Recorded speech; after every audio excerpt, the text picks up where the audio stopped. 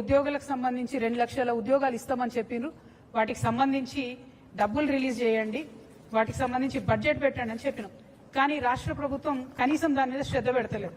So ఈ రోజు ఒక సర్వే వచ్చిందండి.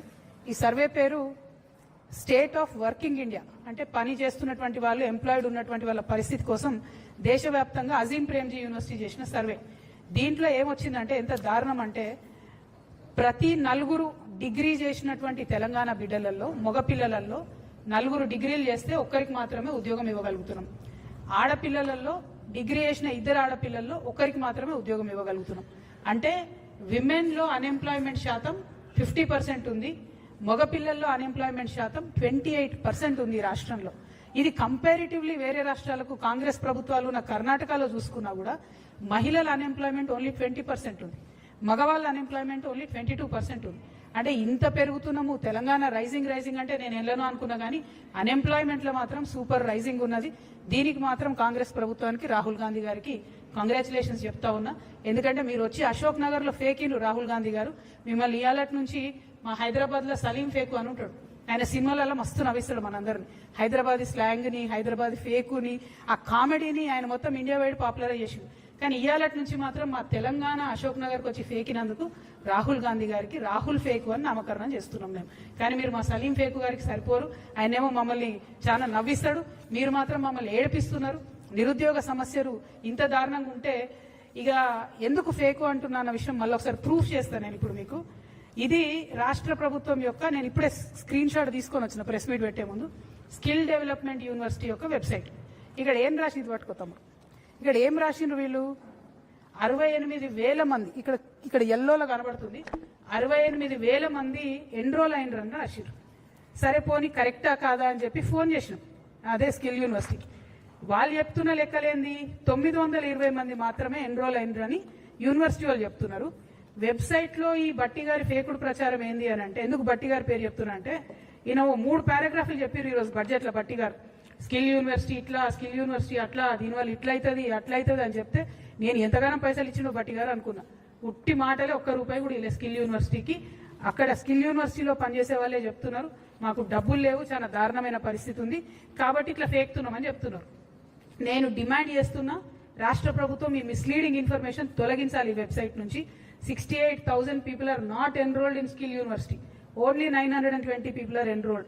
ఇది మీరు మార్చకపోతే మాత్రం మంచిగా ఉండదు, దయచేసి తప్పకుండా మార్చాలని చెప్పి నేను ప్రభుత్వాన్ని డిమాండ్ చేస్తున్నా. అందుకని బట్టి గారు ఫేక్తున్నారని చెప్తున్నా, నేను ఉట్టిగా చెప్పడం లేదు.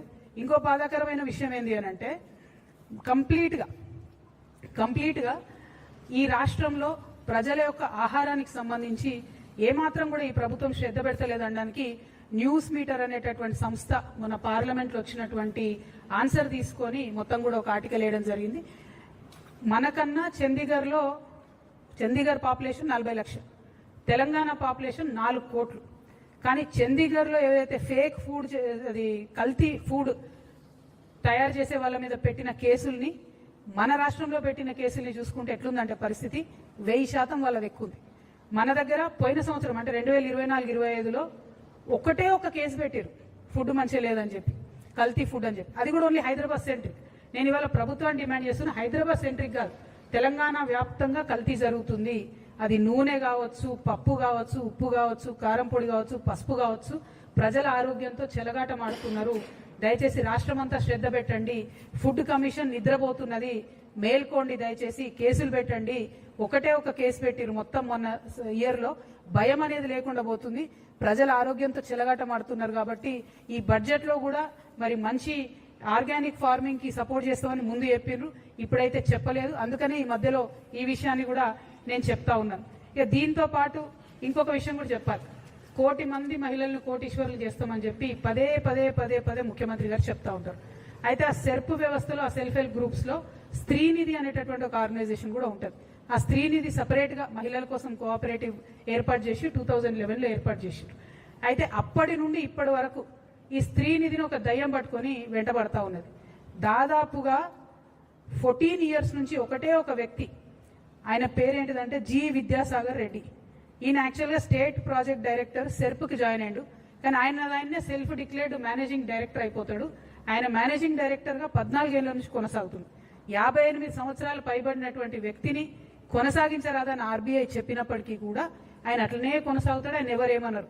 ఎందుకంటే ఎర్రవల్లి దయాకర్ రావు గారు అప్పుడు గ్రామీణ శాఖ మంత్రిగా ఉన్నప్పుడు, రూరల్ డెవలప్మెంట్ మినిస్టర్ ఉన్నప్పుడు డైరెక్ట్ గా ఎర్రవల్లి గారి ట్రస్ట్ కి సిఎస్ఆర్ ఫండ్స్, ఈ స్త్రీనిధి నుంచే సిఎస్ఆర్ ఫండ్స్ ఆయన ట్రాన్స్ఫర్ చేసి అప్పుడు బీఆర్ఎస్ గవర్నమెంట్ లో మేనేజ్ చేసుకున్నాడు. ఇప్పుడు కాంగ్రెస్ గవర్నమెంట్ లో కూడా అదే కొనసాగుతున్నది. కాంగ్రెస్ గవర్నమెంట్ లో కూడా అందరూ ఉద్యోగులు పదే కంప్లైంట్ చేస్తే కూడా ఒక ఎంక్వైరీ కమిషన్ వేసారు. దాని పేరు ఏంటంటే జీవో నంబర్ 523 ఎంక్వైరీ కమిషన్ వేసారు. ఇంతవరకు ఆ ఎంక్వైరీ కమిషన్ ఏమైందంటే సీతక్క గారు మాట్లాడతలేరు. నిన్న కూడా సీతక్క గారు ఈ విద్యాసాగర్ రెడ్డి అనేటువంటి పక్కన కూర్చోబెట్టుకొని మేము మహిళలు కోటీశ్వర్లు చేస్తామంటే ఈయన మింగుతున్నాడు అమ్మ పైసలన్నీ, ఈయన ఇబ్బంది పెడుతున్నాడు. అట్లా కాదు, దయచేసి ఆ వ్యక్తిని మొదలు తొలగించండి. ఎందుకంటే ఈయన ఏం చేస్తుండంటే ఆయన మొత్తం ప్యానల్ అందరినీ కూడా ఎగ్జిక్యూటివ్ డైరెక్టర్, ఈ డైరెక్టర్ అని చెప్పి లక్షలలో వాళ్ళకి జీతాలు ఇచ్చి ఎస్సీ ఎస్టీ బీసీ మహిళలందరినీ కూడా 737 మంది ఎంప్లాయీస్ ఉండే స్త్రీనిధిలో ఇప్పుడు 270 మంది మిగిలిరు. అందరినీ కూడా ఆయన తీసేసుకుంటూ వస్తున్నాడు. అన్ని రకాల రూల్స్ కూడా ఫ్లౌట్ అయిపోతా ఉన్నాయి. దీనికి ఖచ్చితంగా మీరు ఈ విద్యాసాగర్ రెడ్డి అనే వ్యక్తిని మీరు తొలగించాల్సిందే.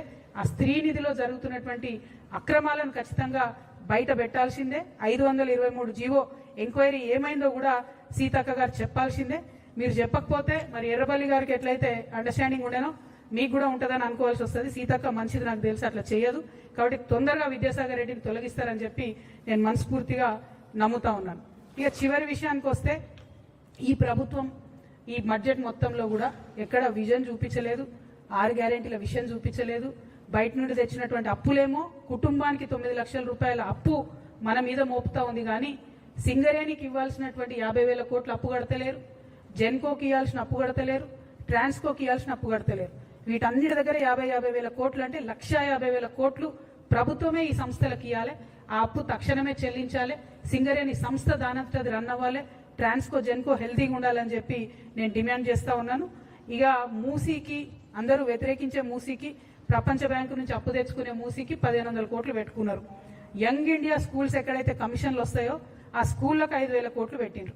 నేను ఒకటే ప్రశ్న ఇస్తా ఉన్నా సూటిగా ఈ ప్రభుత్వాన్ని, రాహుల్ గాంధీ గారిని ప్రత్యేకంగా, మీరు ఏదైతే అశోక్ నగర్కి వచ్చి ఉద్యోగాలు ఇస్తామని చెప్పారు కదా, కనీసం ఆ ఉద్యోగాల విషయం మాట్లాడకుండా, డిఎస్సీ ఎస్సీ టీచర్స్ ని రిక్రూట్ చేయకుండా, ఎస్సీలలో ఉన్న బ్యాక్లాగ్ పోస్టులు నింపకుండా, జాబ్ క్యాలెండర్ ఇవ్వకుండా, మీరు వేస్తామని చెప్పినటువంటి అవుట్ సోర్సింగ్ కార్పొరేషన్ ఉద్యోగుల కోసం కార్పొరేషన్ వేయకుండా ఈ స్కూల్ కట్టుకుంటే స్కూళ్ళలో పాఠాలు ఎవరు చెప్పాలి? మరి ఇప్పుడు ఉన్న టీచర్లు అయితే సరిపోరు, ఎక్కువ టీచర్లు కావాలి, డిఎస్సీ వేయాల్సిందే. మరి ఎందుకు వేస్తలేరు? దేనికోసం ఆపుతున్నారు? ఈ డబ్బులన్నీ బిల్డింగ్లు కట్టుకుంటూ పోతే మీరు హ్యూమన్ రిసోర్సెస్ మీద ఇన్వెస్ట్ చేయరా అని చెప్పి ఈ ప్రభుత్వాన్ని నేను అడుగుతున్నా. మరి జాబ్ క్యాలెండర్ కోసం నిరుద్యోగులంతా ఉద్యమిస్తున్నారు. వాళ్ళు 26వ తారీఖు నాడు అసెంబ్లీ ముట్టడి చేస్తామని మాకు చెప్పిండ్రు. ఆ అసెంబ్లీ ముట్టడికి కూడా తెలంగాణ జాగృతి నుండి సంపూర్ణంగా మద్దతు ఇస్తా ఉన్నాం. నిరుద్యోగులను మోసం చేసినటువంటి ఈ ఫేక్ కాంగ్రెస్ ప్రభుత్వాన్ని వీళ్ళను